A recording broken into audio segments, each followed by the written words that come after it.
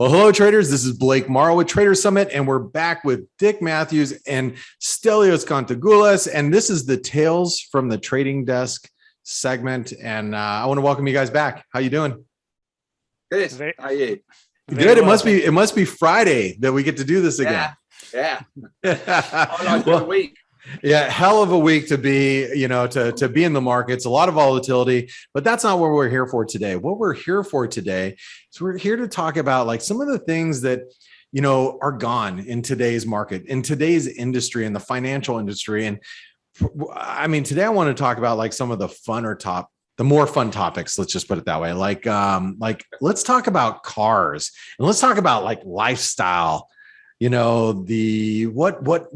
what was life like being a broker in the futures market in the 80s and in the 90s? So let's start with cars. So what kind of car stories do you guys have? Everybody likes cars, by the way. And I don't know what it is about being in the financial industry. People like watches and they like cars. I don't know what it is, right? That's absolutely true. And you particularly like cars, don't you, Stelios? I love cars. Yeah, I used to spend most of my income on cars in my early days. Yeah, you wish you kept them, don't you? Now, sorry. I bet you wish you kept some of them now. Oh yeah. Some have gone up in value as well. But anyway, it is what it is. So go ahead, Dick. I was going to say, what kind of cars circulated around your offices back in the day? There used to be a great tax break in the UK to give people company cars. So we would look at a company car as the cheapest pay rise you could give anyone, and it was really a great state to see. And we were all young and just loved cars. I mean, I for my sins, I had a 911, which I absolutely adored. Then I had a couple of Ferraris, one of which is a very long and involved story I won't go into, but involves getting it stolen in Italy. No. But they were great days, and it was just great fun to have these cars because they're fantastic cars, but also to be able to give someone a dream. I've always wanted to have this, and it might be a BMW or a Porsche or something. To give them that dream was just absolutely fantastic and really, really good fun. But when it went sour was when you had to get rid of these guys. The traders muck up, you'd have to sack them on occasions. And I certainly remember one guy we had to sack who had a 911. And he turned up and he came onto the trading floor. I said, I brought your car back and everything. I said, well, where is it? He said, it's in the middle of Threadneedle Street. So I go out there and there's the Porsche all locked and everything. I said, where are the keys? And he pointed and he dropped the keys down the drain. And this car, which was now my car, was blocking the whole of Threadneedle Street, which is a main thoroughfare in London. And it's my responsibility to move it. So, they get their own back on us as well. But, we really, really had good fun with them. But that's amazing that you say that, company cars, you actually would give traders a company car and it'd be a Porsche 911 or something like of that nature. Yeah. Because wow. It was cheaper than giving someone a £10,000 pay rise to give them a car that they wanted. And they probably could afford the car, but they couldn't necessarily get the insurance on it. Yeah. We had great tax breaks on it. Now you're absolutely taxed out of existence if you have a company car, but then you weren't. And I think that, and it was unusual in London in the mid-90s to see people in Porsches and Ferraris. And if you saw someone in a Porsche and Ferrari, you knew they were either a futures broker or a money broker. It's just really, really. That was before. That was before my time. We didn't have company cars, but pretty much everybody on the desk, they were car freaks. And I think, one of the main reasons was that you're at the desk, at least I was, from 6:30 in the morning until, pre-crisis until 8. So you're, busting your ass every day. And what you have to somehow say, give this to yourself basically as some kind of a reward, right? Because you're not living during the day. And actually talking about cars, I remember when I was hired by Barclays, this is in late 2001, early 2002.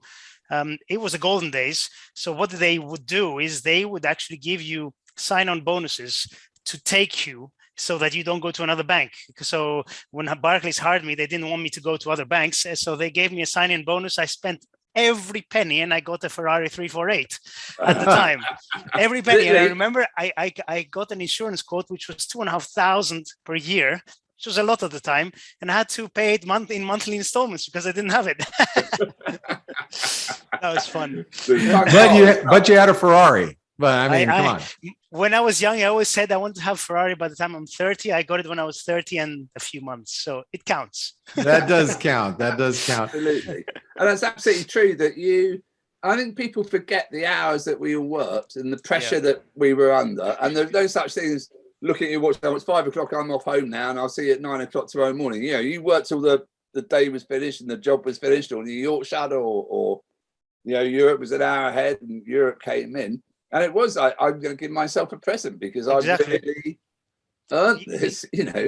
And I think people forget that. They just see the glamour of the cars and the fun and everything, but they forget how hard you did work and the hours that you put in and the stress that you were under. I don't think you can ever explain to anyone the stress. It's not just the hours, and it's what you just said, the stress, because if you're a trader or a broker, you have a bad year, you're gone. Or, you know, if you've been with that bank or that broker for years and you had a good history, okay, you can have a bad year. You have another one, then you're gone. So it's very easy to lose what you have. That's why I guess a lot of people reward themselves doing all these things. And, you know, I did it as well. It's actually not just a year, is it? I mean, you certainly as a broker, if you had a bad month, you go, or if you made a really bad error, you'd be out that afternoon. Yeah. And that was, and there was no, I'm going to my union about this, or, you know, that's unfair dismissal or anything like that. You were out and you were gone and you didn't query it. And I don't know why, because actually a lot of the times some of the sackings were very dubiously handled. There were no warnings or anything. Yeah. I do remember, funny enough, someone who contacted me last week, a lot of my guys I used to work with contacted me last week. And we had to let this guy go, and he was an amateur boxer. Oh, so I said to my business, I'm not going to go.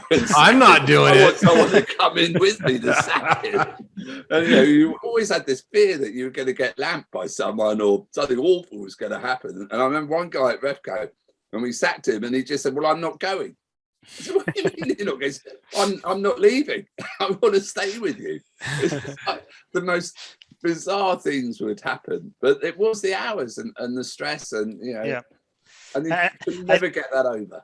I think also there were always so many people who want to take your place. So and the people, the bosses and the managers, they knew that. So if somebody was not performing as they wanted or was lagging, it's the easiest thing to get rid of them and just find, you know, 100 people who you can choose to get to replace him. So or her. So let me ask you guys this. You know, as far as the stories that you told, maybe the last week, Dick and Stelios, did you guys have anybody follow up with you and kind of jog your memory a little bit?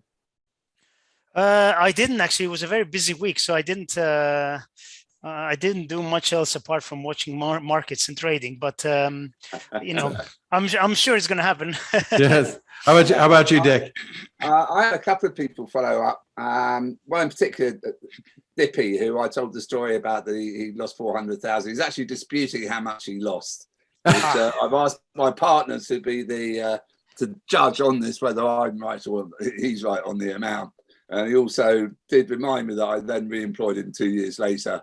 And in actual fact, he didn't say, still want to come to the Christmas party. He actually said, I still want to come to the summer party. So my apologies to him for that.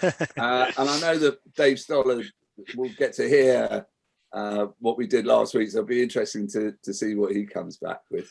Awesome. Well, let's talk a little bit about lifestyle. So and some of the entertainment that took place around the brokerage industry that just doesn't exist anymore, right? So I mean, like the lavish dinners and the parties. Talk a little bit about that? Let's start with you, Stelios. Yeah, well, all this is now regulated from what I know, so it's all gone. And actually, I think I missed the golden days because remember, I started in 2002, and I think the golden days was the decade before that. But still, there was a lot of competition between. So the other side of me was brokers, and I was a trader. So there was a lot of competition to get your business because there's quite a few brokers out there, and they would try to lure you and give you things, and it could get pretty extreme. I was always very conservative. The only thing I ever asked for was a couple of tickets for a football game, or a concert, or a dinner. That was pretty much it. I think the most lavish thing I ever got was tickets for the Wimbledon final 2008. Roger Federer, Nadal. That was fantastic. But apart from that, I was very plain. But I knew people, and I had people sitting next to me or close to me who would be like, "Oh, I have this huge trade to do." They would execute it. Then they would be down the line. Okay, where are you taking me tomorrow? I want to go to Mallorca. I want to be on a yacht to wherever. And there were things that things done which were pretty crazy. Monaco Formula One on a yacht with women of certain character, and things like that. And I never accepted. I was invited to a few. I just said no. But it could get pretty messy. Let's leave it at that. Your nickname is now Straight-Laced Stelios. All right. So I know. Dick, I know Dick's got better stories. You're done. Dick, what do you got here? I never got involved in any of that. I guess we had pretty much unlimited expense accounts, and if a client, we were in competition, say, for your business, Stelios, and we knew they were in competition with maybe half a dozen other brokers, and we wanted to get to know you the best, and really get to know you and be out with you or be out with the client, so you knew how each other thought, but also to possibly do the most extravagant thing that we could do, because we wanted to enjoy ourselves as well. Certainly, it's a good point. Don't forget that we like going to Monaco, and we like going to tennis and football and whatever. But I will say that London paled into insignificance compared to something like Paris, where it was just absolutely outrageous. And I'm not talking about Refco Paris or anything to do with Refco Paris, but Paris as a centre was known all my career for supplying very generous gifts to bank dealers, such as, look out the window, there's your Christmas present, and it's a Ferrari. Whoa. And it was outrageous what Paris did. And to me, it was always the most spent centre in Europe. London was pretty straight. You know what? You're absolutely right. I was approached by French brokers on several occasions. I never really traded with them, but it was always a promise of, yes, you'll get this, you'll get that. And I was like, no. Because first of all, because I wanted to deal with good brokers, and they didn't have the best reputation in terms of ability, but also, you just don't want to get involved in these things. So no, we could have Straight-Laced Stelios. Straight-Laced Stelios. Straight-Laced Stelios, it's fantastic. I do regret some things, but overall, no. I could never work out why I'd get a bank in London dealing through my Paris office, but I guess now I know. It's all gone. I mean, entertaining has gone full stop. You can't even go out and have a beer with the broker these days, as far as I understand it. That it's just completely stopped because everyone is so scared. And some of the things, I remember once, it was 2005, some of the things were really nice. Like I went to this wine tasting with one of my brokers, my swaps brokers, with a couple of colleagues as well. And it was really educational as well, right? It was there, we were tasting. I'm not a wine expert, but it's great. I prefer that 1,000 times to, going, to skiing or whatever, people that did stuff like that. And then, like you said, Dick, you sit with the other person, you talk to them, you get to know them a bit. I used to go out to dinner with David Stoller a couple of times a year. It was great. You learn each other, and you actually function better afterwards in the office. Because you can tell in someone's voice what they're thinking. That if you get to know your broker, if we got to know the bank, we would know how he was thinking or how he was going to react to his benefit, and obviously to our benefit. But it was a really, really important part of the business, and I think it's a great shame that it's been completely hit on the head, because you've got to have an understanding. You've got to trust the person you're working with. Whether you're the broker trusting the bank or the bank trusting the broker, there's huge amounts of trust going. And also, when you get to know somebody really well, you can straight away from the tone of the voice understand what it's about, right? Like sometimes I would go down the line and say, I need to pay some 2 years, and the broker would understand if it's something big or something, trivial, or if he has to be careful and this and that. So it's, it can be delicate, and knowing the other person is always a big plus, and understanding them. I don't think people get that, do they? Don't No. really understand the subtleties of how the markets work and how you had to work an order. Yes. Sometimes Yes. you didn't want to show that it was for Barclays, or you didn't want to show the size that you were trying to do, and you wouldn't necessarily show that. And it was down to the broker to pick it up. And it's to me, it's tragic. Yeah, it's a lost art now, that I think. Yeah, I think so. And I think voice broking's a lost art. And that's the point of kind of the Tales from the Trading Desk. This series is really to outline how different the industry is now, and I don't necessarily believe it's in a good way. I think coming from the two of you guys could probably echo that sentiment as well. There's a lot to be said for that one-on-one interaction, and if you guys ever want to get me a company car, I'm down with that. I'm so it's okay. I don't care what the regulators have to say. Seriously though, I agree. I think regulation is good. Too much regulation is very bad. Yeah. I think that's where we lost the balance now. But hey, it is what it is. They're scared of everything now after 2008 crisis and everything. So they always err on the side of caution. We had a great compliance officer who was, because we were doing so much business, and we had problems and we had errors and whatever, and we had a compliance officer who was detailed to come and work with us on the floor, and he was, his job was to watch what we were doing and make sure everything was straight and absolutely fantastic and whatever. And then the second day there, must have been the end of September or so. He said, "Andy, we've got a bonus for you." And he says, "Look, I can't believe that. You've got a bonus. I've only been here like 3 days. So now we've got a bonus for you." And we got a load of cash and gave it to him on video. And he didn't realise he was being videoed. Oh. Ever after that, he was our compliance officer. Oh my gosh. That's hilarious. That's so funny. Well, gentlemen, I want to say it's always for me, it's always a great time to wrap up the week with these stories, and I want to thank both of you for sharing your stories with the Traders Summit community. So thank you so much. Thank you, Blake, and it's always great to speak to you, Dick, as well. All right. Bye now. Bye-bye. Thanks. Bye.